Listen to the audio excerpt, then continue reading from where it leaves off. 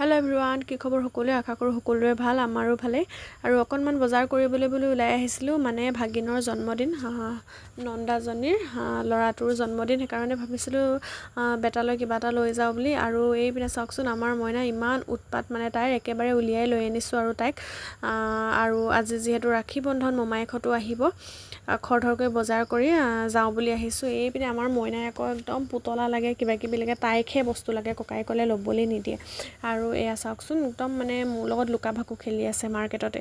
তাৰপিছত তাই মানে ইটো খাওঁ সিটো খাওঁ কৈ থকাৰ কাৰণে মই আকৌ বাহিৰলৈ লৈ আনিলোঁ। তাৰপিছত বাপেকে এয়া বিল দি মেলি লাহেকৈ ওলাই আহিছে দেই।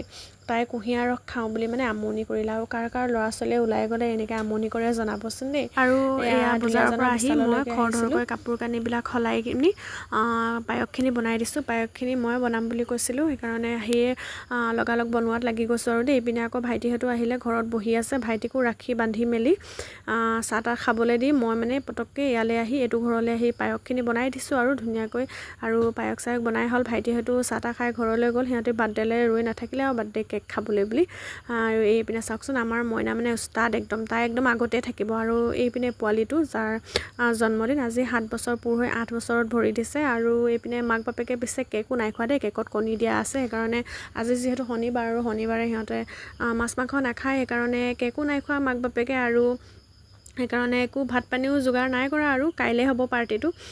এতিয়া এনেই সৰু ল'ৰাকেইটাক মাতি কিনি ধুনীয়াকৈ পায়স অকণমান আৰু মিঠাই আৰু কেক খুৱাই এনেকৈ কৰি দিছে আৰু নিয়মটো, যিহেতু ল'ৰাৰ মনটো ভাল লাগক বুলি। আৰু আজিৰ ভিডিঅ'টো ইমানতে সামৰিছোঁ, কেনে পালে চাই জনাব দেই, বাই বাই।